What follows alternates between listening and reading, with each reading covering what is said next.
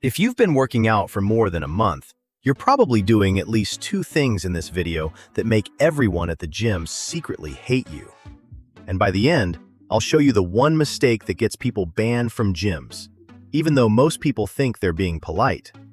I've trained in 47 gyms across 12 countries. I've seen fistfights start over what I'm about to show you. And I've been guilty of 3 of these myself until someone finally pulled me aside. Here's what we're doing. I'm going to walk you through 5 gym crimes ranked from annoying to borderline ban-worthy. Number 3 involves mirror reflections, and it's way creepier than you think. And number 5? It's so common that you've probably done it this week. Picture this. You walk into the free weight area. There's a guy doing lateral raises, not next to the dumbbell rack, not in the open floor space, but directly inside the power rack. He's taking up the one piece of equipment 12 people are waiting for to do an exercise he could do literally anywhere else. Even if you think you have perfect gym etiquette, even if you've never been called out, stick around. Because the worst offenders never realize they're the problem until it's too late. That power rack scenario? That's actually number 5 on our list. Let's start there. Here's the thing. The power rack isn't just another workout station. It's the only safe place to do heavy squats and bench presses without a spotter. There are usually 2, maybe 3 in the entire gym, and they're always in demand. But every single day, someone walks up, ignores the 15 feet of empty floor space right next to it, and starts doing side raises inside the rack. Or worse, stretching. I've seen people do planks in there. Here's why this makes people furious. You're not just taking up space, you're blocking the one piece of equipment that can't be replaced with anything else. Someone who needs to squat 315 pounds can't just find another spot. There is no other spot. The fix is dead simple. If you can do the exercise anywhere else, do it anywhere else. Curls, raises, stretching, abs, take it to the open floor. Save the rack for what it's designed for. Walk into any commercial gym at 7 p.m. and you'll see it. 45-pound plates on the leg press. Dumbbells on the floor 6 feet away from the rack. A barbell loaded with 3 mismatched plates on each side. Here's what you need to understand. This isn't about being neat. It's about safety and respect. When you leave a 45-pound plate on the leg press, the next person, who might be half your size, has to unload your weight before they can start. You've just added 2 minutes of work to someone else's workout.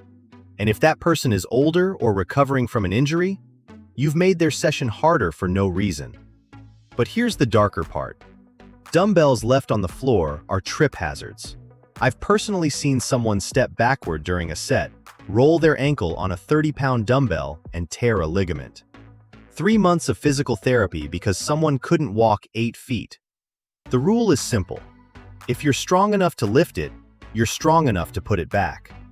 And if you loaded the bar, you unload the bar. Every single plate, every single time.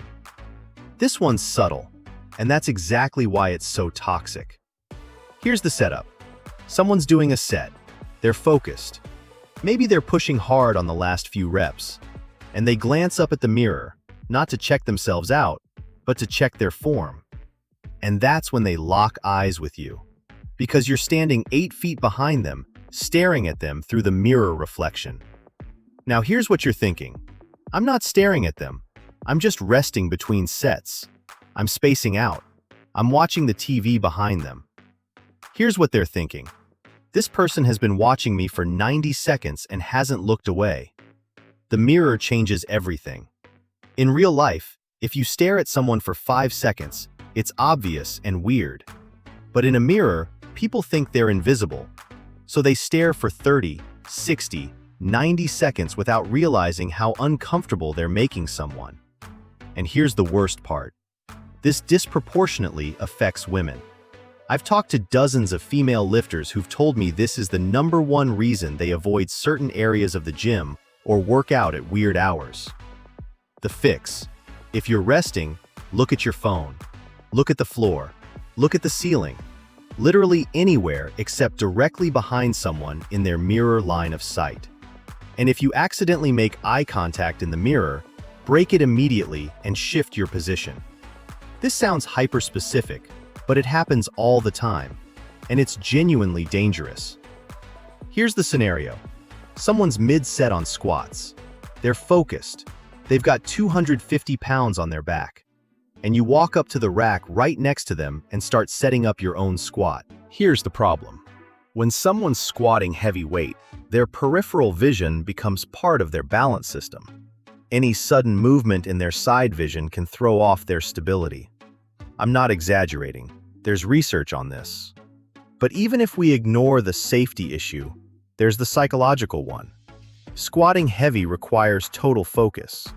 The last thing anyone wants mid-set is another human being 18 inches to their right, moving weights around and getting into position.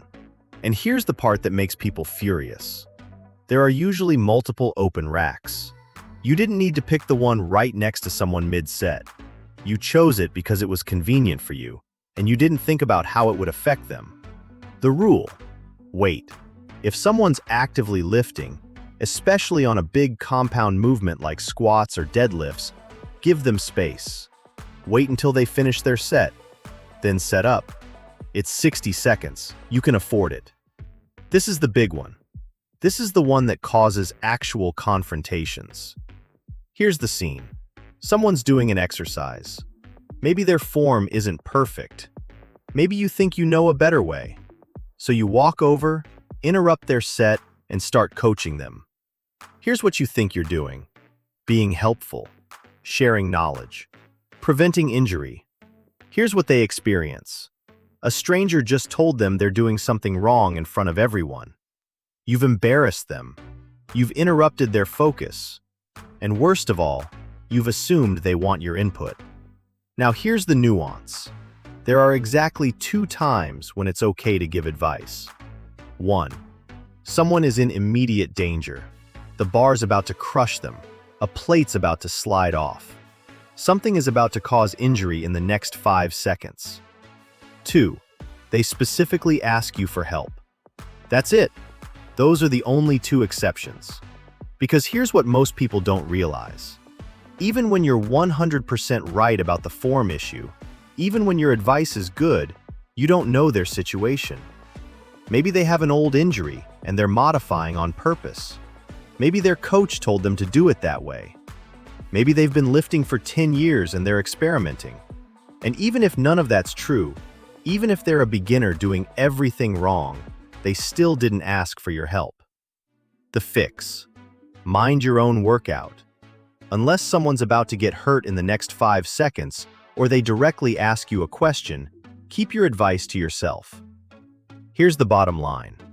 The gym works because we all agree to share space respectfully. You don't need to be perfect. But if you recognized yourself in even one of these 5 things, you're not a bad person. You just didn't know. Now you do. So here's what I want you to do.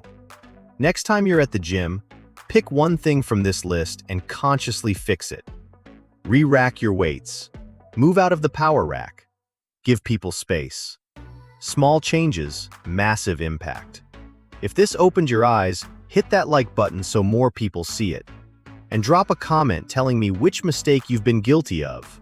I'll admit I've done number 4 more times than I'd like to confess. And if you want to know the 3 gym exercises that are actually destroying your joints, even though trainers keep recommending them, that video's right here.